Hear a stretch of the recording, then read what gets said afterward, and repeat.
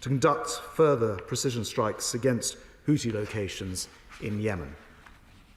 The Typhoons employed Paveway 4 precision-guided munitions against 3 military facilities, hitting 11 separate targets which were identified after a very careful analysis at those 3 locations, and they were approved by me.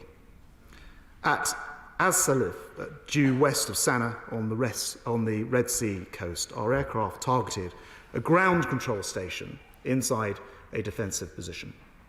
The station has been used to control Houthi attacks and reconnaissance drones launched from further inland and operating over the Red Sea and hitting international shipping, or targeted at. A second drone ground control station was confirmed to be Al-Manura on the same stretch of the coastline. As with Al-Salif, the station provided direct control of reconnaissance and attack drones targeting shipping in the Red Sea. Its position on the coast, allowing it to maintain line-of-sight data links used to target innocent shipping with accuracy. Our Typhoons also attacked a significant number of targets at Bani. The House may recall that an initial group of facilities at Bani were successfully struck by the RAF on the night of January the 11th this year. Since then, a further set of buildings at the site were positively confirmed as involved in the Houthi operations and were, as a result, targeted on this occasion. As is standard practice for operations by the RAF, the strikes were very carefully planned to ensure minimal risk of civilian casualties. Dropping munitions at night further reduces such risks. And we do not believe that there were any civilian casualties on Saturday night. Mr. Speaker, military action can only be one element in our efforts to confront these global challenges, and military action is indeed the very last resort. It would be far better if the Houthis simply stopped their attacks. So our approach is founded on 4 pillars. Firstly, we're increasing diplomatic engagement. The Foreign Secretary travelled to the region and met his Iranian counterpart last month to make clear they must cease supplying the Houthis with the weapons and the intelligence and use their influence to stop these Houthi attacks. The Prime Minister spoke to President Biden recently to discuss our joint approach. And I met with my counterparts in the region this weekend, returning this morning from the Kingdom of Saudi Arabia, where I discussed regional security. Second, we must end the illegal flow of arms to the Houthis. Britain and the US have previously intercepted weapons shipments in the region, including the same kind of components that we've seen used in recent strikes.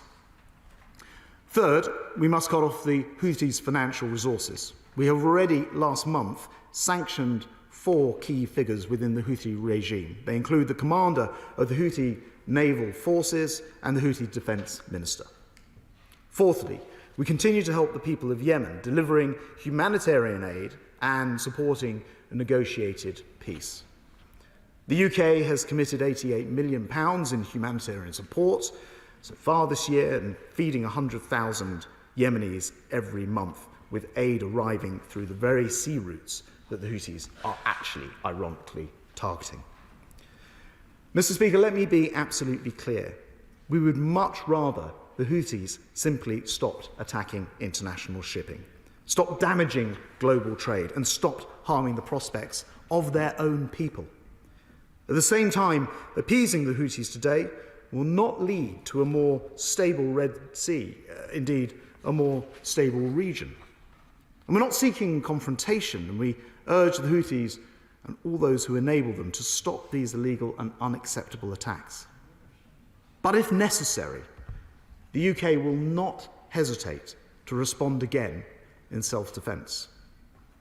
Mr. Speaker, placating the sponsors of terror does not benefit our international order in the long run, or bring peace to the Middle East or elsewhere in Europe or indeed the world. The truth is, we cannot ignore the importance of these great waterways for shipping. And this is the reason why the world backs the United Nations Convention on the Law of the Sea.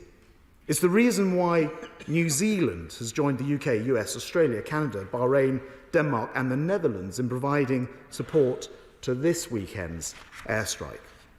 It's the reason why, as an island nation, we have always appreciated the freedom of navigation and that it is intrinsic to our way of life. If we do not deal with these threats, then every nation will be poorer. And I commend this statement to that. Shadow Secretary of State John Healey. Thank you, Mr. Speaker, and I thank the Defence Secretary for the advance copy of his statement. Mr. Speaker, we back the UK-US airstrikes at the weekend to protect shipping in the Red Sea. We know the strikes were carried out against Houthi command centres and weapon stores. We accept they were limited, necessary and targeted to minimise the risk of civilian casualties. Mr. Speaker, the Houthis are attacking the ships of many nations, threatening maritime security and international trade, putting civilian and military lives in serious danger. This is why the UN Security Council last month passed a resolution condemning Houthi actions in the strongest possible terms and demanding their attacks stop. We accept these strikes were justified, but I ask the Defence Secretary to confirm that they were also effective. Were the targets selected, the targets hit? Was the purpose to destroy the drone control centres at As-Salif and Al-Manura fully achieved? Ministers have said the aim of these strikes is first to deter Houthi attacks and second to degrade their capabilities. Well, the first aim has not yet succeeded as Houthi attacks continue, but is the fact that these Houthi attacks are now less sophisticated and more sporadic a sign that the second aim may be succeeding? Mr. Speaker, this is the third UK-US strike in the last 3 weeks. At what stage do 3 one-off strikes become a sustained campaign? And if this does develop into continuing military action, at what stage will the government give Parliament a say? Mr. Speaker, before I turn to UK forces' wider role in the Red Sea, may I make this point? It is the Prime Minister that should be making this statement to the House, just as he did after the 2 previous UK strikes on Houthi targets. It is the Prime Minister's responsibility to authorise such UK military action in the name of the Cabinet, advised of course by others, including and especially by the Defence Secretary. So I just say this: the government risks downgrading respect for the Convention, that having given the go-ahead for such action, it is the Prime Minister that then reports directly to this House.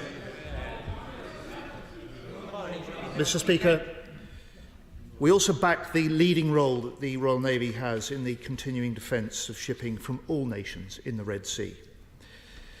What action is the government taking to persuade other countries to join the Prosperity Guardian Protection Force? How long does the Defence Secretary expect Operation Prosperity Guardian to be needed?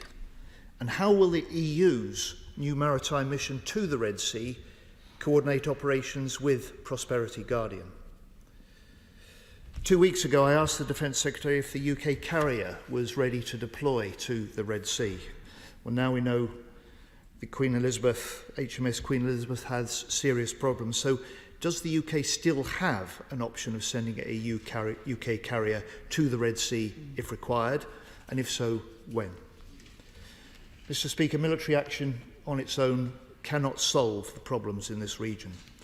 So what is the government's diplomatic action to pressure the Houthis to cease their attacks and settle the civil war in Yemen, and to pressure Iran to stop supplying weapons and intelligence to the Houthis? Finally, like the Defence Secretary, I totally reject the Houthi claims that firing missiles and drones at ships from around the world is somehow linked to the conflict in Gaza. They've been attacking oil tankers and seizing ships for at least 5 years, not just the 121 days since October the 7th. These attacks do absolutely nothing for the Palestinian people, and their agonies are now extreme. We want the Gaza fighting to stop with a humanitarian truce now that can build into a sustainable ceasefire, to stop the killing of innocent civilians, get all the remaining hostages out, get much more aid into Gaza. And the UK aid efforts must be accelerated. Have any more RAF flights taken off since the Defence Secretary was last in this chamber? And if not, why not? Finally, for long-term peace, there has to be a political process that can turn the rhetoric around two states living side by side in peace into reality. The House is united in this UK vision, and I give this commitment from our side that if elected to form the next government, Labour will lead this new push for peace. Secretary of State. Well, Mr. Speaker, first of all, can I start by welcoming the Honourable Gentleman's, Right Honourable Gentleman's support for this action. He asked a series of questions. I'm going to rattle through them. Were they effective? Yes, they hit the targets. Were all the targets hit? Yes, again. We are still carrying out the surveillance to find out exactly what the impact will have been, but I think we can be very confident that all of the relevant objectives were reached. We combine very closely with our US colleagues and sometimes interchange some of those targets with them. Overall, he will have noted that on this occasion we were involved in munitions on more targets than previously, so that we carried a slightly greater weight than previously. He talks about whether the action is successful and rightly points out that what we're seeing is rather more sporadic. The attacks on HMS Diamond and on merchant shipping have indeed continued, but in a much more ad hoc fashion, and it is perhaps the case or relevant that there hasn't been an attack which has used multiple different weapons at the same time, as I think we saw, for example, on the 11th of January. The degrading will have had some impact on that. I'll come back to his comments at the end about the Prime Minister, and I just want to sort of set the record straight for him on that. He asked the question on Operation Prosperity Guardian. The simple answer, of course, is none of us know how long this will need to continue, but we do want to see this come to a conclusion as quickly as possible. We utterly reject any notion that this attack, these continued attacks by the Houthis, were in fact anything to do with the situation in Gaza. The Houthis are opportunist pirates who are using a situation to their benefit.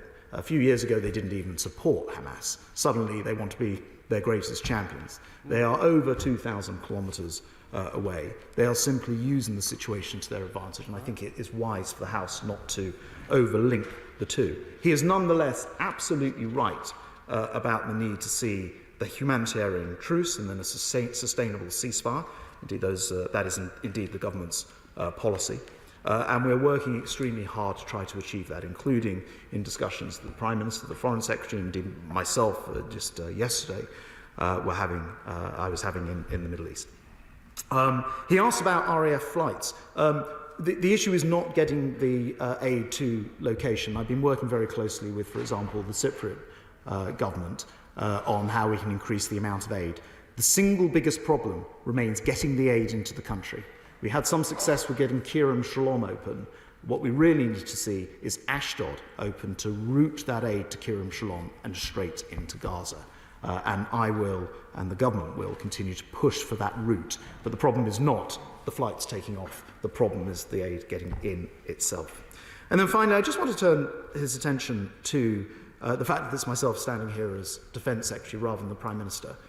The first thing to say is that it is actually the Secretary of State for Defence who has legal responsibility, who signs off the targets and indeed signs the legal authority for these. So technically, it is indeed me who should be standing here, other than, of course, in the first couple of rounds where the Prime Minister was dealing with something which was new and therefore very appropriate. But the wider point that I just gently make to him is the Prime Minister is in Northern Ireland today, doing incredibly important work. well, I hear from a sedentary position the idea that we should have been recalled yesterday, Mr. Speaker. I'm not sure that would have been entirely practical. So I think it's entirely appropriate the Prime Minister is in Northern Ireland. I would have thought the House would welcome the fact that that historic breakthrough has been marked by the Prime Minister, and I think it's very appropriate that I'm here today to explain the activity of Saturday night to the House. Sir Julian Lewis. Does the government accept that it is difficult to deter terrorist fanatics and that one mainly has to contain the effectiveness of what they do until ultimately they're destroyed, preferably by our regional allies? And does he feel that there is in fact a link to a separate conflict, and that is the conflict in Ukraine? Isn't it more than a coincidence that the proxies of Russia's ally in the Middle East have been so much more active, whilst Russia is so desperate that we turn our attention away from supporting Ukraine? Well, as ever, my right honourable friend has absolutely hit the nail on the head.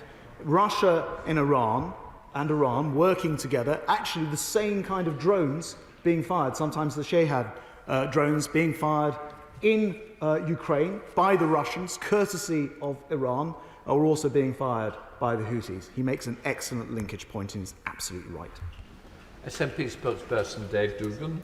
Thank you, Mr. Speaker. The people of Scotland and elsewhere on these islands deserve to know what the plan is with regard to this crisis in the Red Sea. Not the timings or the detail of missions or the tactical ambition or resources behind these, but the broad strategy which is being pursued with lethal force in our name and in the absence of parliamentary approval.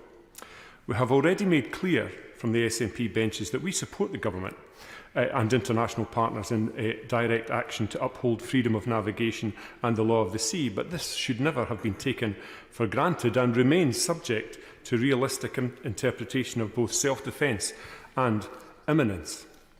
We see the toll that Russia's illegal invasion of Ukraine has taken on our constituents and businesses over energy costs, so we cannot allow this to be compounded further by interrupting global supply chains, and nor can we ever tolerate or stand idly by while seafarers are put at risk, whatever the supposed aims of the Houthis or their backers may be.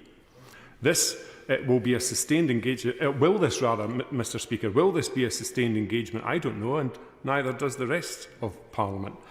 One way or another, it will be an allied seaborne strike capability that is engaged here. So, with one of the two aircraft carriers in the Royal Navy out of commission again, the Type 23 frigate fleet on its knees, the Type 45 destroyer fleet still going through PIP, who in the government has a grip of the Royal Navy's resources? And fundamentally, what is the UK government's plan to ensure that this campaign is not escalatory? What is their thinking behind any assessment that they've made? And in closing, Mr. Speaker, this is not about supporting Gazans or people dying or fleeing the persecution in Gaza. This is about the Houthis pursuing their own aims. But I'd be interested to know what the government's assessment is of the uptick in temperature in the Middle East, in Gaza, in Yemen, and with NATO allied personnel being killed.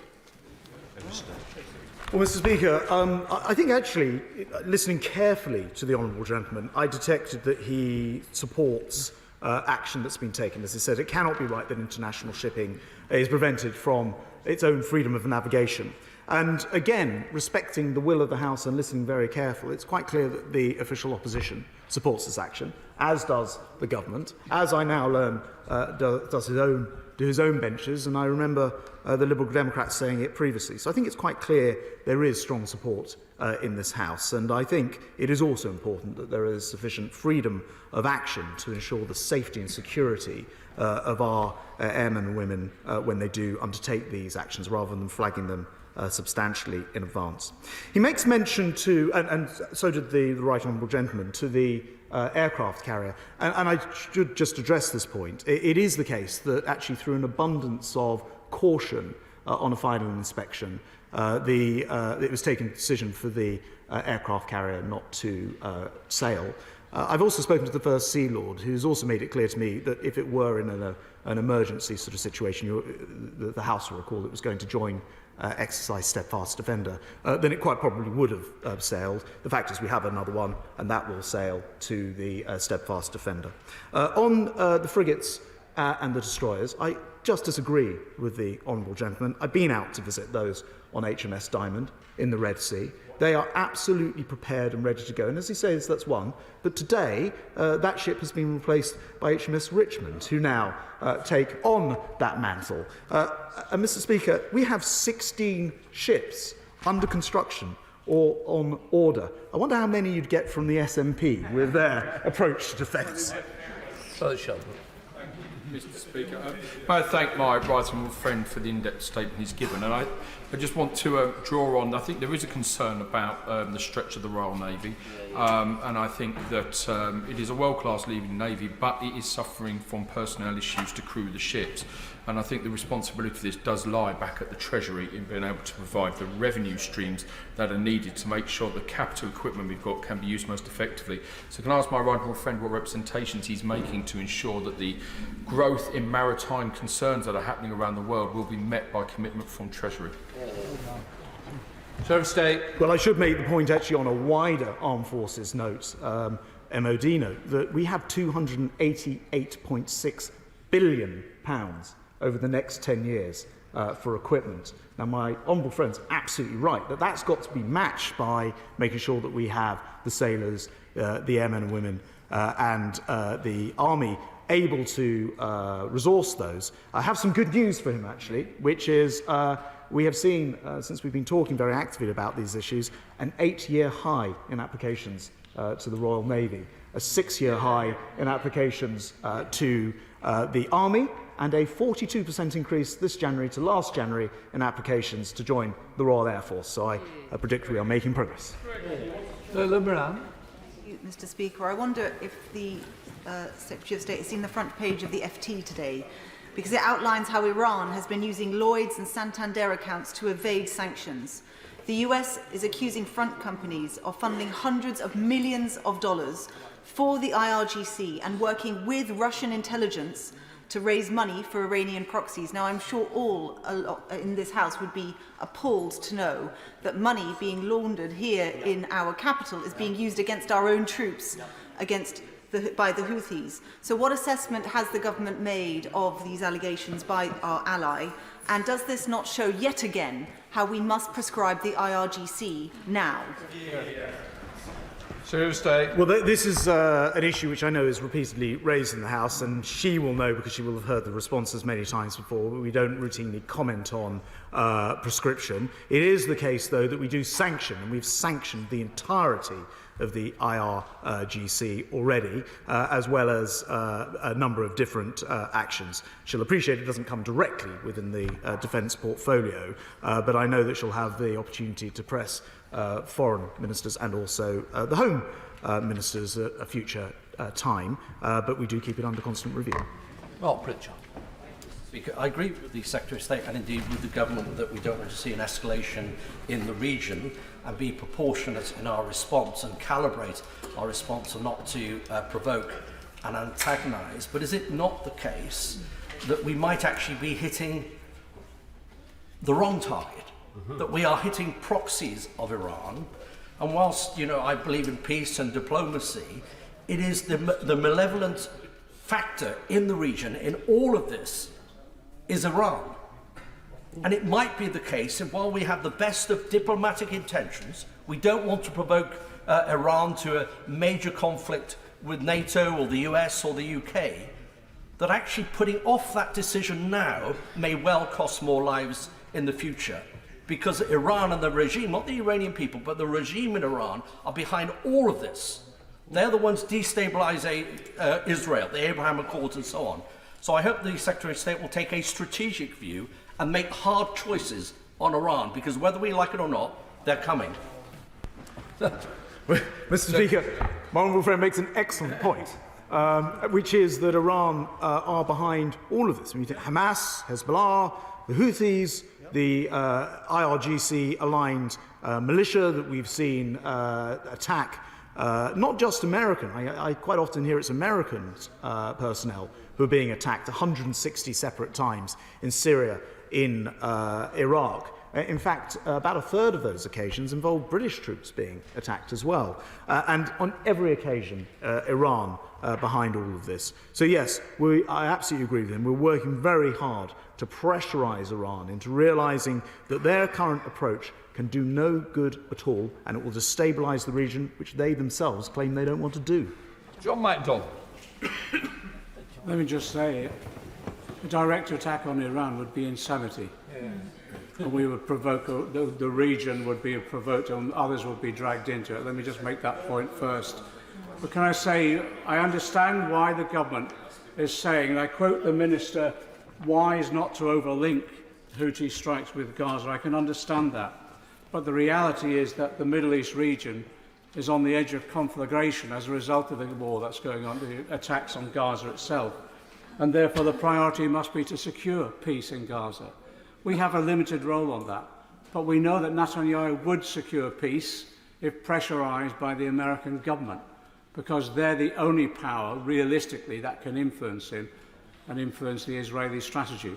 So can I ask now, what further talks have been taking place now with the Biden government to ensure that they exercise the maximum pressure on Netanyahu to get to that peace negotiating table?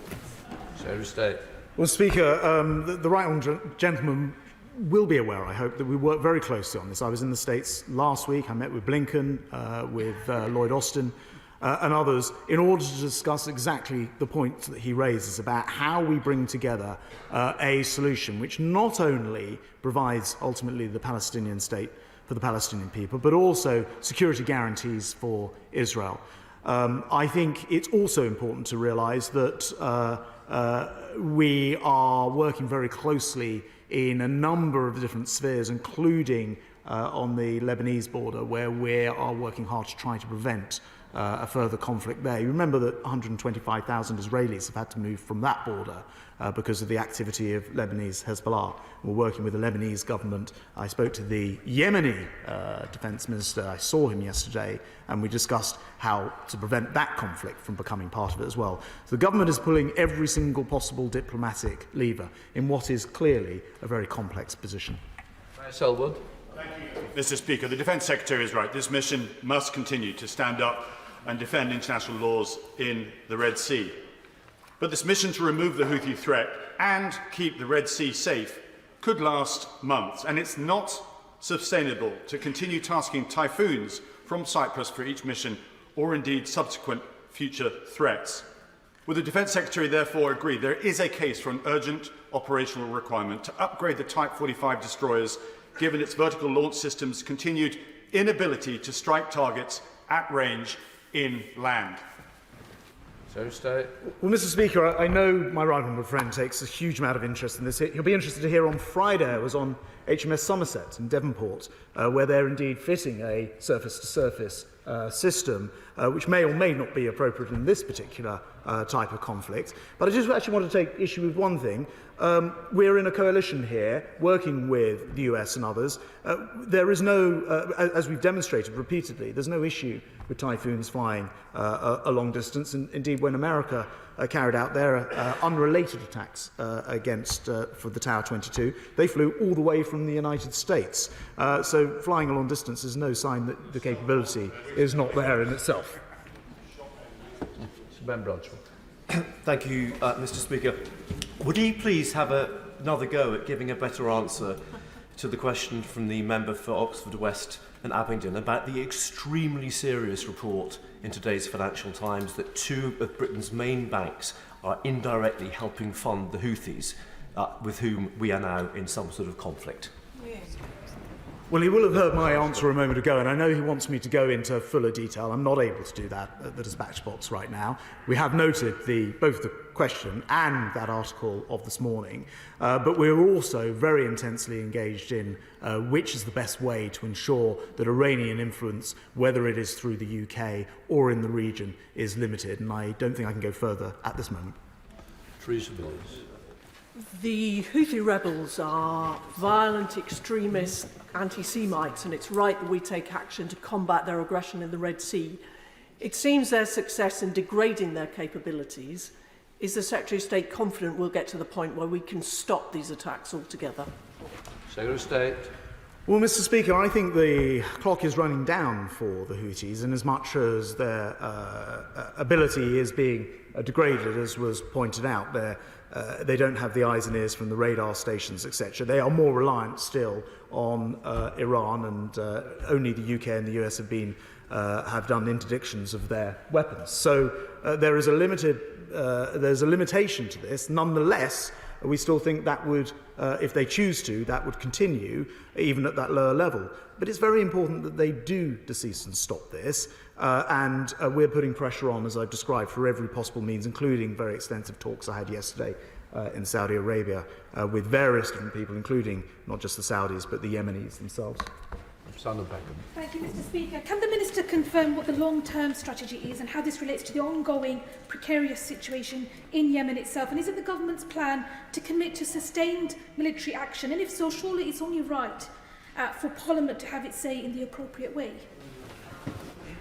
Well, Mr. Speaker, this is the third time that we've come and made a statement, and I know the Honourable Lady has made other contributions to the debate. So we do feel that Parliament is being fully engaged in this process.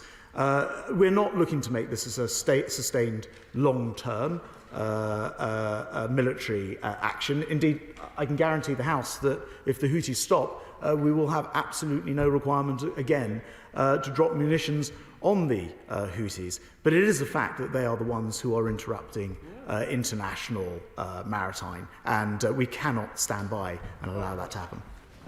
James Sunderland.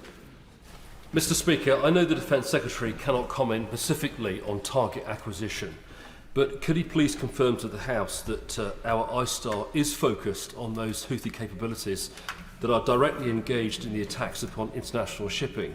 And is it reasonable to assume that further degradation of those capabilities will result in increased security in the Red Sea? Mr. Speaker, my honourable friend asked a very good question, which I think hasn't been asked before, and the answer is yes, we're looking very carefully, and the locations chosen on this occasion were indeed a combination of US and UK intelligence. Sammy Wilson. Mr. Speaker, the government is right to have the strong response that it does have in what may seem to many people a faraway war or a faraway incident, but which can impact so much on people's lives here in the United Kingdom, either through shortages of food, supply chains being disrupted, and the inflationary impact. But given the reports which there have been about shortages of personnel in the Royal Navy, the reported difficulty in munitions, the difficulties with some ships, and now the increased demands on the Navy because of tensions with China, Russia, and maybe even in the future Argentina, can the Minister give us an assurance that we do have the capability of playing our part in keeping this supply chain open? And what discussions he had with other allies to get them involved in the task of supporting us in this job? So State. Well, the right honourable gentleman is absolutely right about the importance of trade. 90% of our goods come to this country via the sea. So it really matters to the United Kingdom, but indeed it matters to the whole world. He mentions, I don't know, one or two others have, personnel, munitions, etc. I have not, in my time as Defence Secretary, been unable to deploy exactly where I've needed to at the request, for example, of NATO. When we deployed to Kosovo, they've returned home now. This conflict in the Middle East, where we've needed to carry out the actions that we're discussing. So on each occasion, those have been available. And I mentioned before a $288 billion 10-year programme on equipment, and also the success in more personnel being recruited. He's right, I do encourage other countries to match our comfortably above 2% and headed up to 2.5% of GDP defence budget, and the sooner they do that, the better. Tom Hunt. Thank you, Mr. Speaker. I fully support the government's action in the Red Sea. The irony of the Iranian regime accusing the action that we took as destabilising regime when we lost the most reasonable people. Does the Secretary of State agree with me that those demonstrators on the streets of London applauding what the Houthi rebels have been doing are at best useful idiots, and at worst, truly, the enemy within. So stay. Well, look, I'll use my own language on it. It is disgraceful to see people go out and support those who are indiscriminately firing at merchant ships. That is absolutely appalling. I won't repeat his language. I'll put it down to ignorance rather than anything else. Walter. Thank you, Mr. Speaker. The Secretary of State is rightly clear about breaches of international law by the Houthis in the Red Sea. Can he be equally clear about breaches of international law by all sides in Gaza? And does he think that it will help reduce hostilities across the Middle East if the government were able to build a broader international coalition in support of its diplomatic and military aims? Secretary of State. Well, the United Kingdom government always supports and wants to see international humanitarian law adhered to, and it's a point that we make repeatedly to every point and every side in this conflict. I think he's driving at Israel, and Israel included, to answer his question directly. Hamas, of course, could end could end this very quickly by releasing the hostages that they still have kidnapped and cease firing on Israel. And in terms of wider coalitions, I did describe how we've now got New Zealand on board with actually the military action, but I should mention there are 20-plus countries also involved in the Operation Prosperity Guardian, and the EU forming an addition to that as well, which we welcome. Andrew Percy. Thank you, Mr. Speaker. Further to my honourable friend's question, as well as open support for the Houthis this weekend on the streets of central London, some of those pro-Palestinian marchers also again called for an intifada, held deeply racist anti-Semitic signs, one of which included informing Israelis, by that we presume Jewish Israelis, that they were indigenous to nowhere other than hell. So I'm not sure that this is just ignorance. I think there is something more sinister at play with some of these protesters, and we should call it what it is. It's pure and simple Jew hate. So can the Secretary of State inform the House whether he has spoken to anybody else across government about more action to deal with some of this hate on our streets? So stay.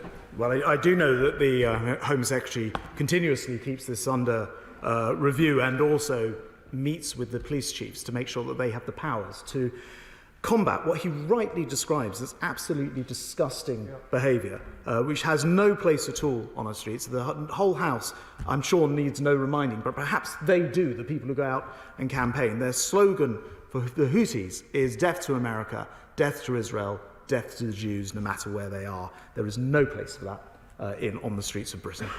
Jeremy Corbyn.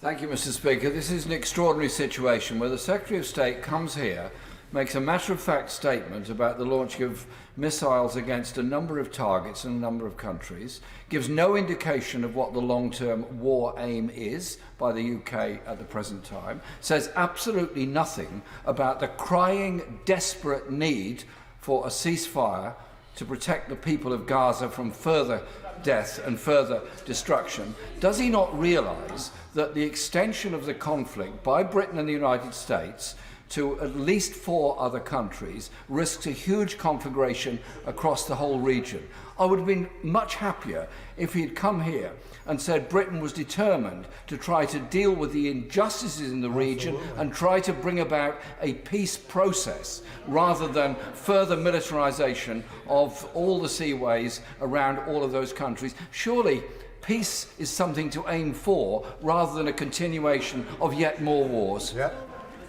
Well, Mr. Speaker, never have I disagreed so much with the honourable gentleman, and that is saying something from the man who wants to scrap Trident, from the man who wants to pull us out of NATO. The debate, the statement is on the Red Sea, and I'm surprised that he's not more appreciative of the geography of this. The Red Sea is a very long way in the case of where these attacks are taking place from Gaza. He, therefore, I'm afraid, misunderstands why I've come to this House to talk about actually munitions on a single country, not 3 countries, as he says. I spoke to the Yemeni government yesterday, who thank us for our work. It's a shame he can't do the same. Sir Michael Ellis. Thank you, Mr. Speaker. And I commend the Defence Secretary for his excellent work. And he talks about Yemen. Yemen's Foreign Minister, Ahmed Awad bin Mubarak, said on Thursday that there is no doubt that Iran's Quds Force operatives have been deployed to his own coastline in Yemen. What assessment has my right honourable friend made of the extent of Iran's aggressive military adventurism and its destabilising effect on international peace and security?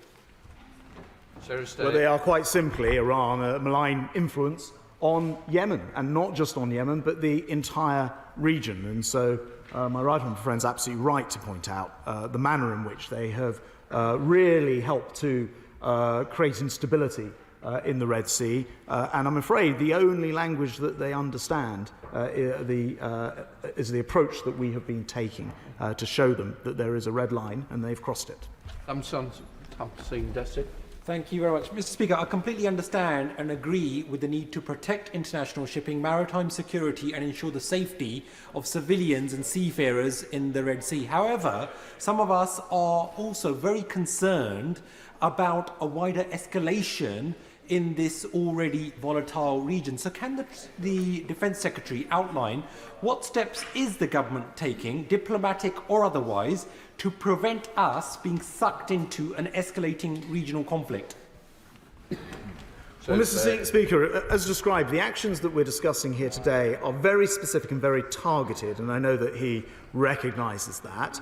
They're not open to being repeated unless attacks on us continue, so they can actually stop immediately. And in terms of the wider diplomacy, which I've gone into some detail on, I met with Sullivan, with Blinken, with Lloyd Austin in the States. The Foreign Secretary has been doing the same with his opposite numbers.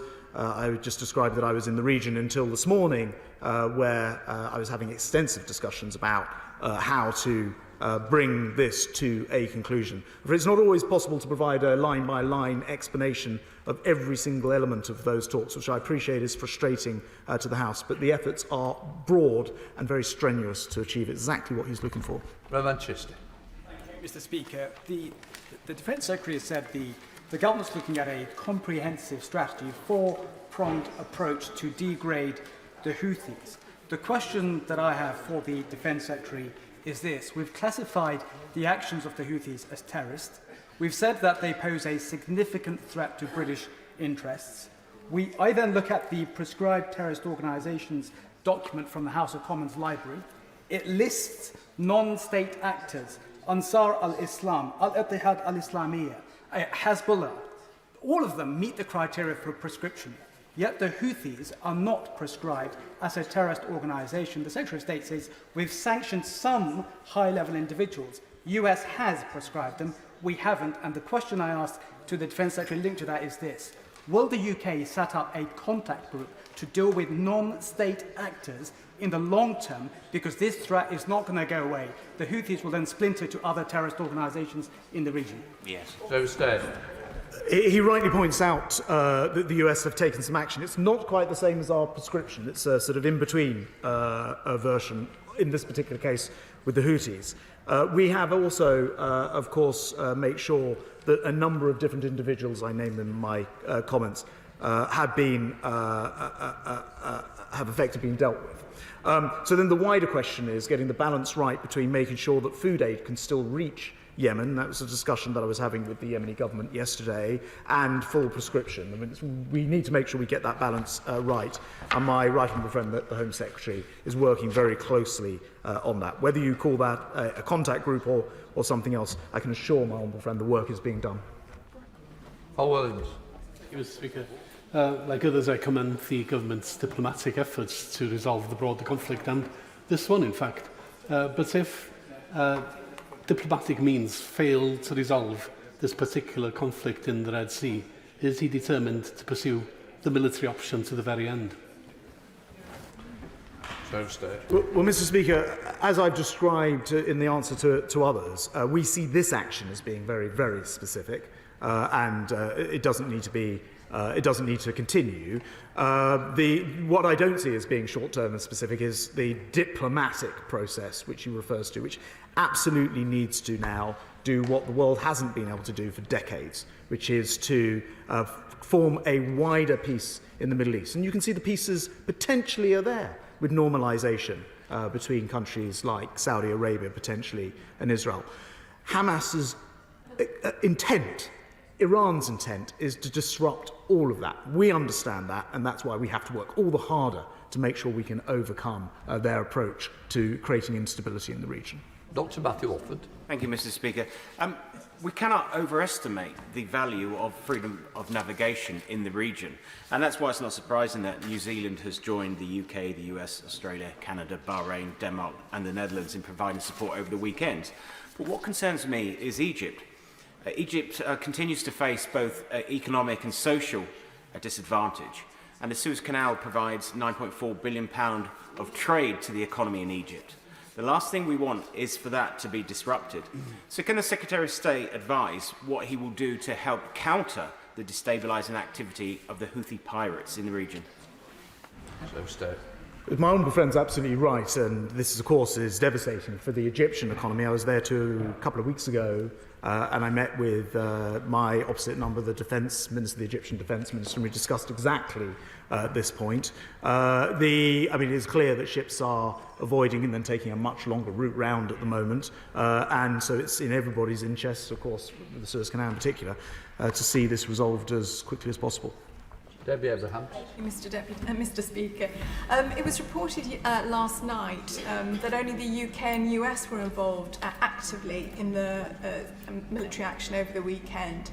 And this was attributed to the different risk assessments that the UK and the US had compared to other international partners. So is that the case? Because this was, as I say, these were the reports. And if that is the case, can he just discuss what the particular concerns were about the different risk assessments about inflation of the conflict in the area? Mr. Speaker, it's difficult for me to answer for why different countries would take part and not. There's a much wider group of countries who take part in Operation Prosperity Guardian, so the freedom of navigation part of it. A number of the other countries have actually actively provided assistance, including intelligence officers and the like. I think the truth of the matter is that actually there are only relatively few countries in the world who actually have the capability, the capacity to carry out this action, and I think it should be a matter of pride, in fact, that when push comes to shove, it is the United Kingdom who is able to step up and carry out some of this difficult work. Wild.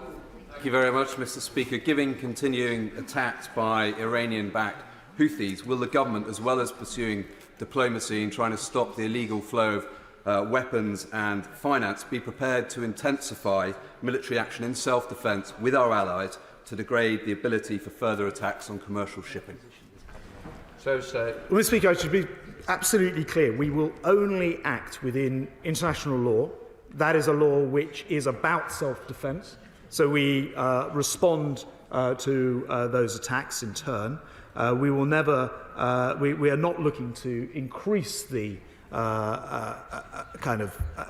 implications of this, as I've described very carefully, because we want to bring it to a close. But this remains open-ended, and we'll have to go back if they do not stop. Kenny McCaskill. Thank you, Mr. Speaker. It's not simply the Houthis who say that this issue is inextricably linked to Gaza, but the Embassy of Yemen has made it clear in paragraph 4 of its letters to all MPs. Equally, Brigadier Deverell, the former British military attaché in Yemen and Saudi Arabia, has also said that it is linked. He has also gone on to add that this striking will actually fail and will not resolve the situation. So rather than lurching towards World War III, rather than an escalation of the conflict, widening it beyond countries and their limited territory, is it not time to ensure that Israel's call to heel, that their genocide ceases and that we get an immediate ceasefire?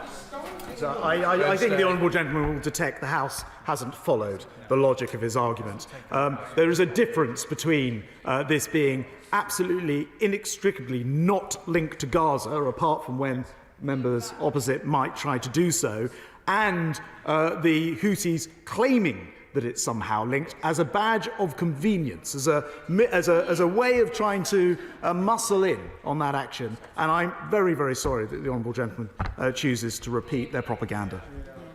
Reg Smith. Thank you, Mr. Speaker. In addition to the IRGC deployment on the coastline of Yemen that my right honourable friend for Northampton North referenced, Tehran has also deployed its Alborz warship to the Red Sea, and we know that 2 US Navy SEALs have died after attempting to seize Iranian weapons bound for the Houthis. Yet Iran continues to evade any meaningful deterrent. So will my right honourable friend agree with me that Iran must not be allowed to outsource the responsibility for its regional escalation to its proxies and must be deterred directly? So stay. My honourable friend makes an excellent point about the link between the Iranian, for example, ships that loiter in the region, the items which are shipped to the Houthis, which we know come from Iran because of the interdictions that we've made previously. It's probably wise if I don't go into too much detail, but to say that we are aware of it is absolutely correct, and the whole world needs to carry on piling the pressure on Iran to cease and desist this behaviour. Rachel Maskell. Thank you, Mr. Speaker. The Defence Secretary is right to highlight the risk to humanitarian aid in the region, and not least with the catastrophic situation in Gaza. Could he set out for the House what steps he has deployed through air capability as well as sea capability over the last 4 months in order to establish routes of aid by sea or by air into Gaza? Well, Mr. Speaker, first of all, I would actually link the action that we've been taking to degrade the Houthis' ability to prevent that aid from reaching them. Because, as I said in my opening comments, they get almost all of their food via the Red Sea. So I would class all of the action we've taken now in 3 rounds of strikes to be very much part of getting that food into the country. As I mentioned in my comments, we provide significant amounts of aid. We feed about 100,000 Yemenis a month off the back of it, and it is the Houthis who are trying to prevent that from happening. Justin Mathers. Thank you, Mr. Speaker. We support the right for shipping to pass freely. It seems from talking to businesses that actually they're already feeling the effects of this in their supply chains. But if one of the purposes of the strikes is to act as a deterrent to the Houthis, it seems that they haven't got the message yet, and it's not clear if they actually ever will. So I am concerned that there is a risk we are going to escalate in the region. And I know the Secretary of State's already set out a number of activities he's undertaken on a non-military basis to try and reduce tensions. But is there anything else that he's able to do that he hasn't done already that will help end this conflict? I think, although it's true to say that clearly the Houthi attacks haven't ended, as the Right Honourable Gentleman, the Shadow Defence Secretary said, there does appear to have been a difference in the cadence of this, perhaps, and the mass attacks we saw, for example, on the 11th of January haven't been repeated. That will be in part because the ability has been degraded. But we're always looking at other means, including routes via the UN and the wider picture of things like the peace treaty between Saudi and Yemen. All of these things are fitting into the way that we are applying pressure to try to bring the situation to a close. Jim Shannon. Thank you, Mr. Speaker. Can I thank the Secretary of State very much for his statement, a very strong, robust determination to stop the attacks on international shipping.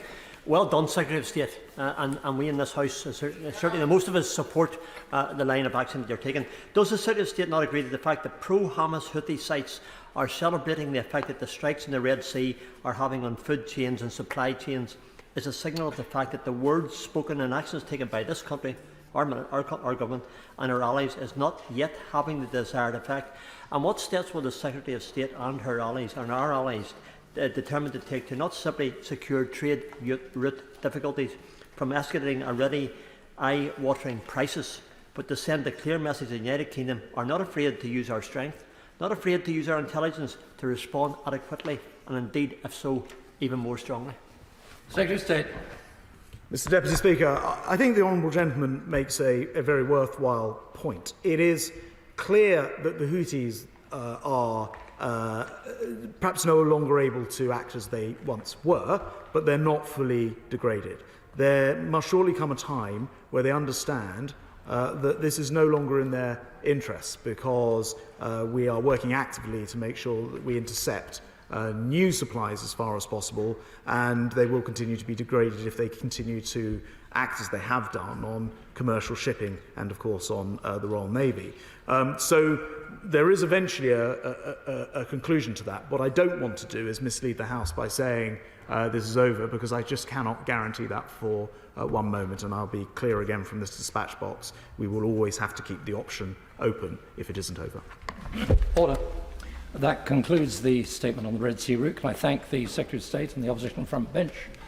Could members leaving the chamber please do so quickly and quietly?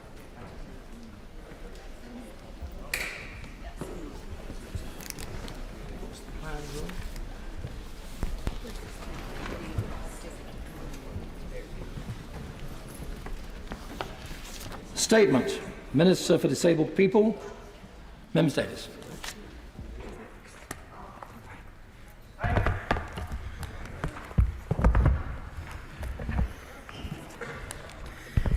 Thank you, Mr. Deputy Speaker.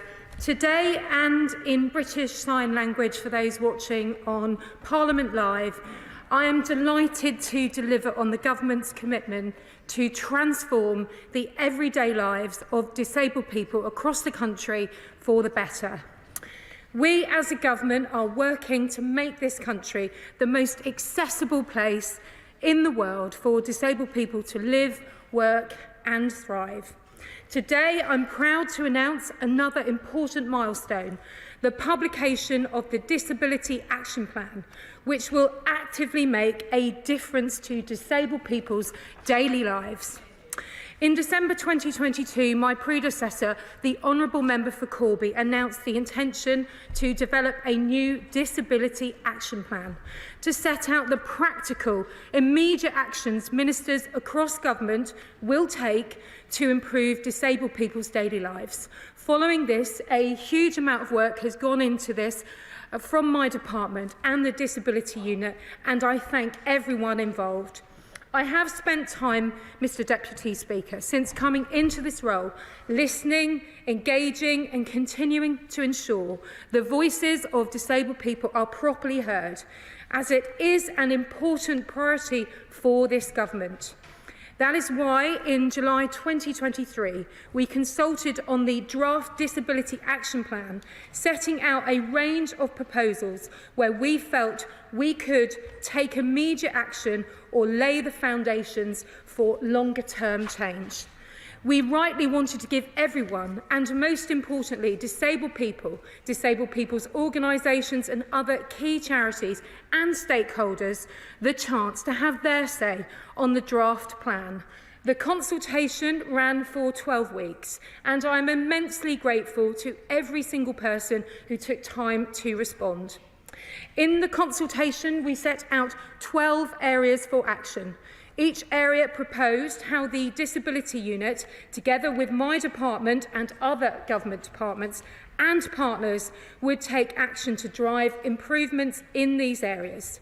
Since the consultation closed in October, we have been carefully working through more than 1,300 responses, which pleasingly showed broad support for almost all proposals. We have used these responses, along with the feedback from a series of events and discussions during the consultation period, to finalise the proposals, adding a number of new measures to respond specifically to these consultation findings. An independent analysis of the consultation findings will be published on gov.uk today, alongside the final plan when I conclude my statement. The Disability Action Plan, which we are publishing today, sets out 32 practical actions which I will lead across government to take forward over the next 12 months with disabled people, disabled people's organisations and other government departments and public service providers to improve the daily lives of disabled people.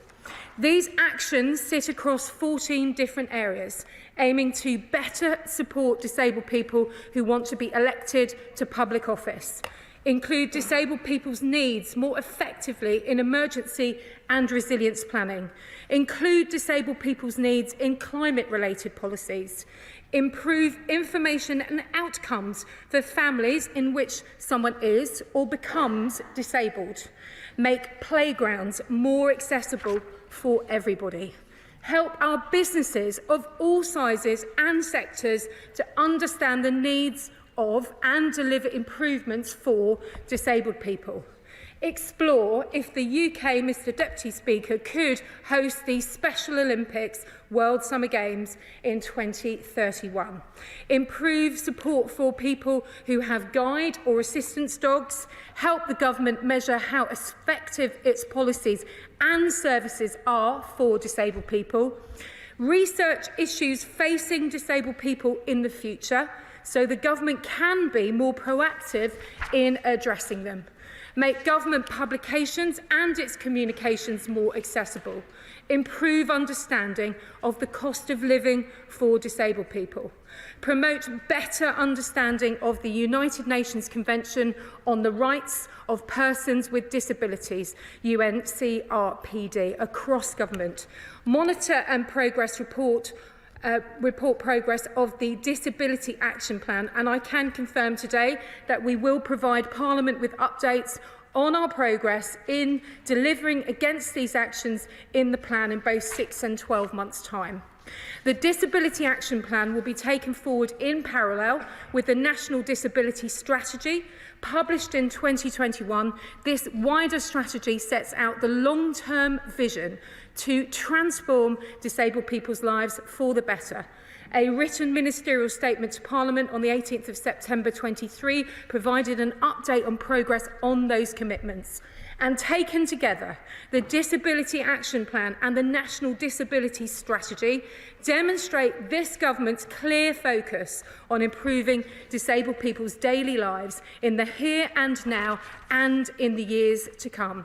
As well as the Disability Action Plan and the National Disability Strategy, the government is already delivering significant work in areas that disabled people have told us are a priority, including reforms to employment and welfare through Transforming Support, Health and Disability White Paper, the Back to Work Plan, and improving health and social care through the People at the Heart of Care White Paper.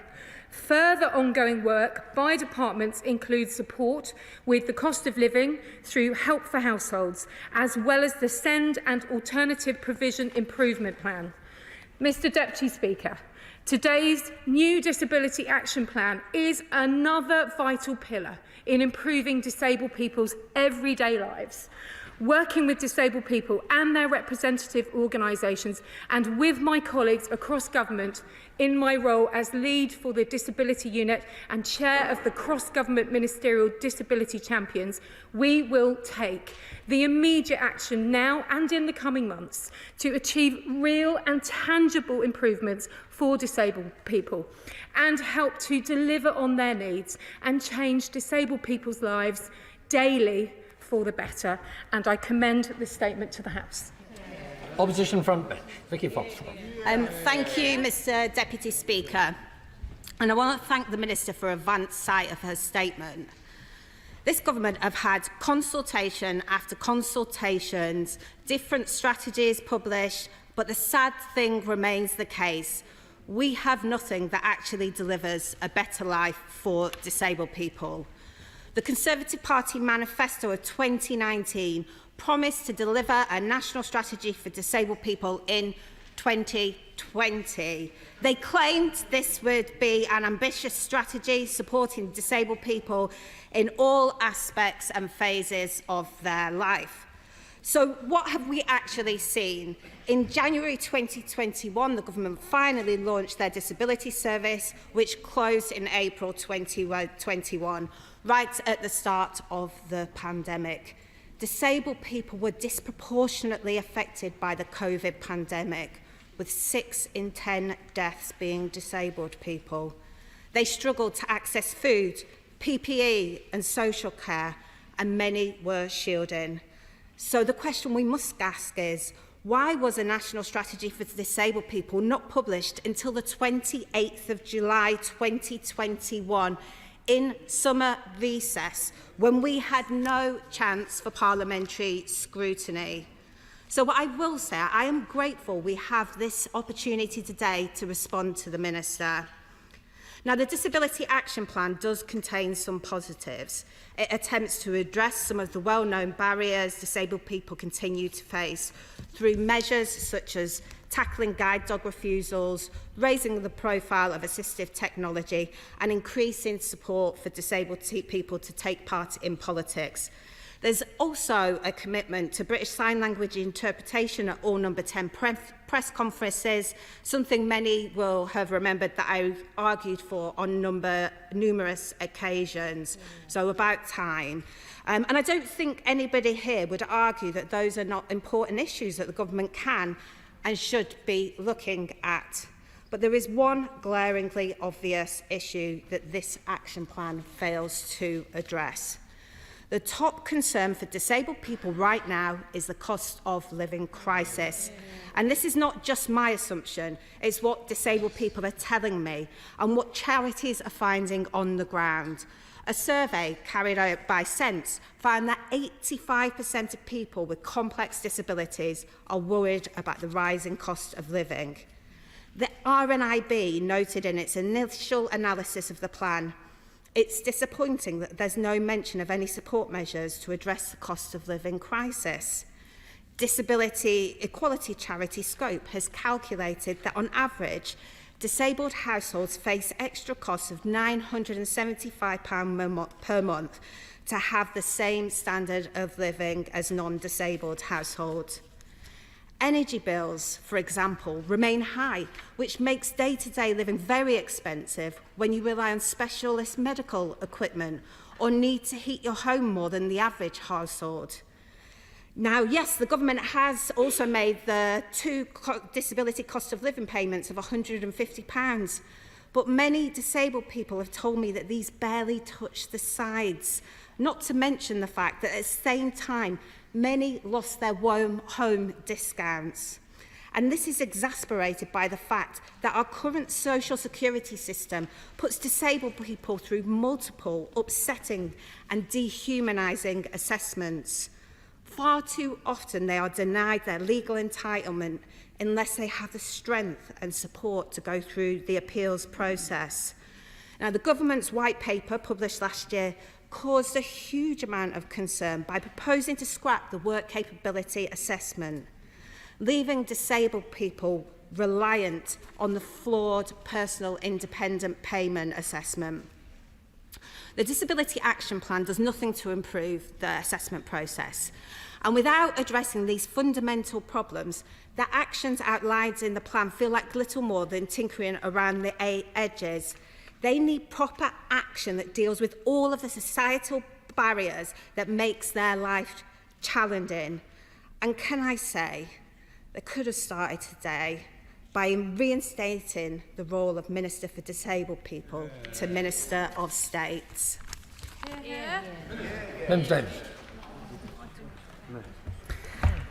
Thank you, Mr Deputy Speaker, and I thank the Honourable Lady for her.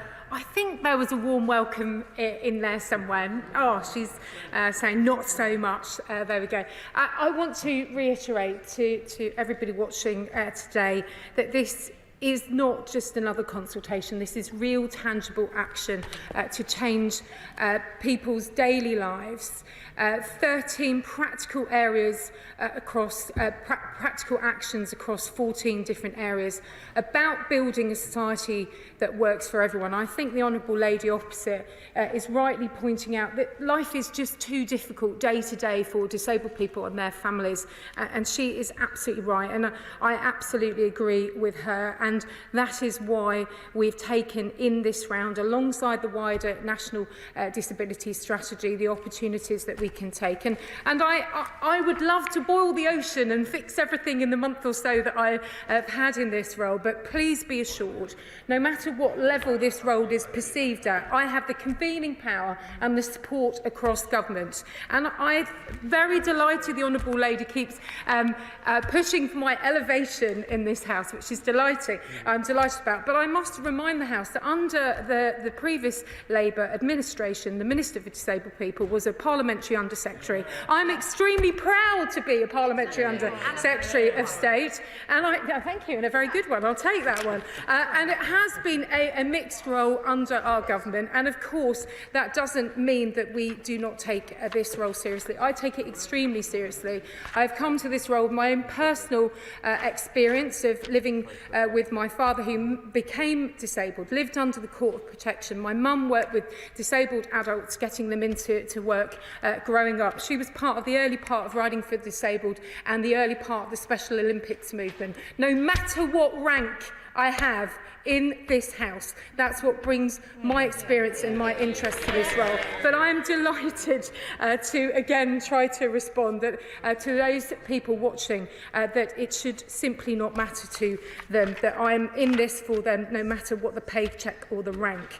Now, the Minister for Energy and Consumers, the Honourable Member for Derby North, and I have met around the point that the Honourable Lady makes, and we will continue to engage because she is a disability champion across government, such as myself. And I would reiterate to those people watching, the cost of living payments start once again tomorrow, and of course 6.4 million people across the UK have been able to get those extra costs to their disability benefits, those £150 that the Honourable Lady mentioned. And of course it is a challenging time for everybody, hence the furlough scheme, all the support that we've given right across businesses and communities to try to keep people on their feet. And in fact, in 2022 to 25, £104 billion has gone to help in terms of the cost of living.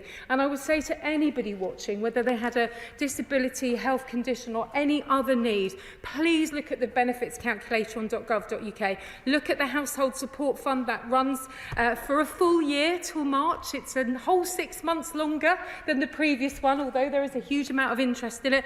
Do make sure that they do contact their local authority on that. And I know many people with caring responsibilities or those looking after disabled people have been helped, so I'm delighted about that. And one final point, the Help to Claim service is there as well for us via DWP, working with Citizens Advice to make sure that those in need do not need to worry and that they know the government, both locally and nationally, is there for them.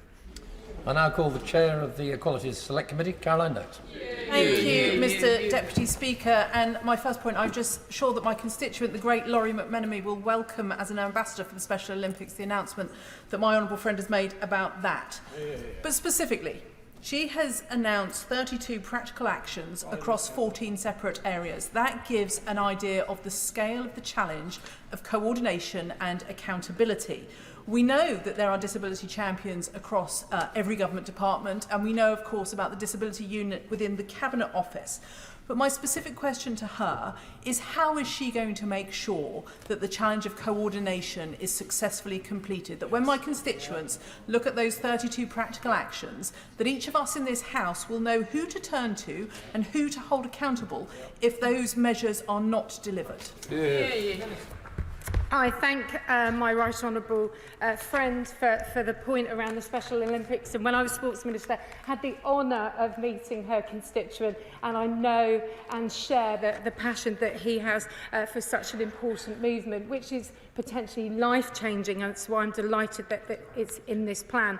Now, the actions on the evidence and the data that she asked about around the Disability Action Plan is there to improve the quality of existing government health data and to increase the insight into the needs and the barriers that affect disabled people's daily lives. And ultimately, we will be evaluating the impact and policies of these services, and we'll be using the existing data to monitor and assess the outcomes of the plan when they're available, and we will again start work towards developing more comprehensive evaluation. And I know in her role as the chair of the Select Committee, she will keep me absolutely measured on that myself in terms of my role. But I can assure her and the House today and all those watching that this is absolutely about learning and delivering on that change. SNP Frontbench Spokesman, Marion Fellows. Thank you, Mr Deputy Speaker, and I thank the Minister for prior sight of her statement. This Disability Action Plan isn't a plan, it's a mishmash of short-term policies. Yep. Some of the proposals are welcomed and should have been sorted out long ago. Others are unclear and simply don't address the most pressing concerns of disabled people. Yep. In my submission to the DAP consultation, I listed key areas that had been overlooked. Cost of living and welfare support, still missing. Even though these areas were consistently raised by disability organisations and individuals. The Minister says the Government will improve understanding of the cost of living for disabled people. What better understanding do they need? For the last 2 years, disabled people have been crying out for more targeted financial support to assist with their additional cost of living needs.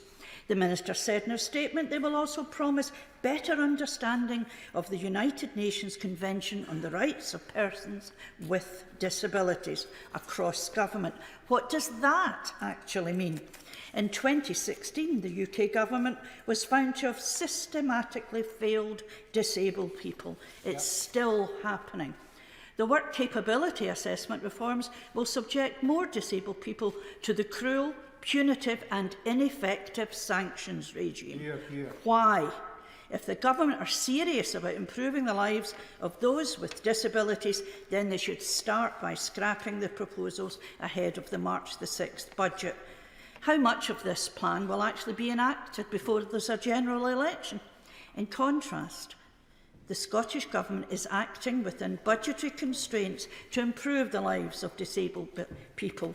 Adult disability payment, child disability payment, the Independent Living Fund, with an initial investment of up to £9 million, will enable people with disabilities to improve their lives. Finally, the downgrading of the role of Minister for Disabilities, no offence, is indicative of this Government's disregard for people with disabilities. I thank the Honourable Lady for her response. I'm glad the advance site at least was something to welcome. I would very much like to reiterate to those watching that this is one pillar, and it is one pillar of the work that we are doing to help disabled people to succeed, to make this the most accessible place to live, work and thrive. And that this plan is the work that we can do with all other government departments to take action. And the work capability assessment will be changed, and this in the engagement that I've done so far is very much about what disabled people feel. And I was actually in Aberdeen on Thursday chatting to some of our claimants and those working with the local charity, and many of those disabled people were so frustrated that they cannot get a chance to work, a chance to try things. This is not about punitive sanctions. It's about giving disabled people the opportunity to take part in wider daily life that we all take for granted. And this action plan is absolutely about that. I point to the Honourable Lady earlier to the cost of living support. Indeed, around 200 million in Barnett consequentials to her government, which I've consistently asked where the money is going and how they are spending it. For I would love to point that out to those who I met on Thursday. But what I would say is this is not about party political barneying in this chamber, and the Honourable Lady and I do share the point that this is about supporting disabled people's daily lives. And the reality is, I strongly believe these will change daily lives. We will report in 6 months, and if she knows more than me that the next election is before that, then it won't be me reporting, but the government will in the next 6 months and 12 months. And of course, the Honourable Lady and I will continue to be discussing these matters until that election comes, and I'm sure where we can work together, we will do. Chloe Smith. Thank you, Mr Deputy Speaker. May I draw the House's attention to my register of interests in respect of a charity to do with deaf people and to do with cancer. I welcome the Honourable Lady to her post, and I know from many years of working with her that she is a very capable minister who will take this job extremely seriously and give it her all. Disabled people have told me, and I think have been very clear, that they need a senior and serious voice in government, and I'd like her to say a little bit more about how she will do that, how she will listen to disabled people and reflect their needs inside government. And echoing my right honourable friend, the chair of the Equalities Select Committee, can I just press her to say a little bit more about how she will make sure that disabled people's issues of accessibility are not an afterthought in government, but are put first, so that inclusion is by design and that these important points are all achieved? I thank my right honourable friend for her kind words and her incredible and impeccable support, both bringing the BSL Act through and the work that she has done in my department and the continuing interest that she shows. And this is the fundamental about this Disability Action Plan today. This is about disabled people's daily lives and their needs not being an afterthought at any part across government, whether it's around accessible communications. And I'll be honest, coming into this role, I've found that side of matters and getting messages out extremely challenging. And that's what I will be taking forward in terms of the promoting accessible communications, monitoring the standards, the training, and making sure that there is full inclusion. And as mentioned today by the Honourable Lady opposite, the number 10 Downing Street briefs, when it's so important that everybody knows the central messages, they all need to be included. And that's why one of the actions is down to local resilience forums, having the right engagement on a local level in times of need. And I'm sure the Honourable Lady will welcome that too. Chair of the Work and Pensions Select Committee, Sir Stephen Tint. Deputy, thank you, Mr Deputy Speaker. The Select Committee called for a review of the underperforming Disability Confidence Scheme. It was delayed by the pandemic, but in October we were told that officials were refining the recommendations of that review. Can the Minister tell us what the plan says about disability confidence, and does it hold out the prospect of shorter waiting times for access to work? Thank you, Mr Deputy Speaker. And it was remiss of me earlier to not reply to my honourable friend about the strong voice across government, which of course is the Secretary of State who sits in the Cabinet working alongside me in terms of disabled people's voices. To the Chair of the Select Committee to respond. Access to work grants, helping towards those extra costs beyond those standard reasonable adjustments are really important for my department, as we smash the employment goal and we're trying to do more when it comes to disability employment. He's right to ask this point. And I think he's right to challenge disability confidence. It is not just a nice thing that you put on your website, and it needs to be actually delivering change for disabled people when it comes to the workplace. So will be looking at the disability employment goal. I am looking at access to work, and I will be looking at disability confidence, such as he has said the Select Committee has, and watch this space. Justin Thomas. I very much welcome these proposals, and I thank the fantastic Disability Unit team and the stakeholders who've helped shape these proposals, in particular for me around accessible play parks, where I've been working with organisations like Benjamin Smile and Moms on a Mission, both in my constituency, where Swindon is leading by best examples of how to make sure children's play parks are accessible by all, and hopefully we can now make that a given across the whole of the country. Now, one of the key parts of the National Disability Strategy was that there would be an annual review so that we could be held to account where we had achieved, where we needed to work harder, and to also set out the next range of ambitious targets coordinated by the Minister through the departmental disability champions. Can I have some assurance that, as good as these proposals are, we will see those on an annual basis with a new fresh set? And I will also join the calls to see you rightly made as a Minister of State, because if you are going to coordinate the efforts across government beyond your direct influence, you need to have that gravitas in that room to demand what is needed to remove those barriers for disabled people. I thank my honourable friend for his experience and insight, which I'm very, very grateful for. In terms of the Ministerial Disability Champions, I have met with them already to ensure that disability inclusion is a priority and ultimately delivered in their department's work, that they continue to be accountable for their contribution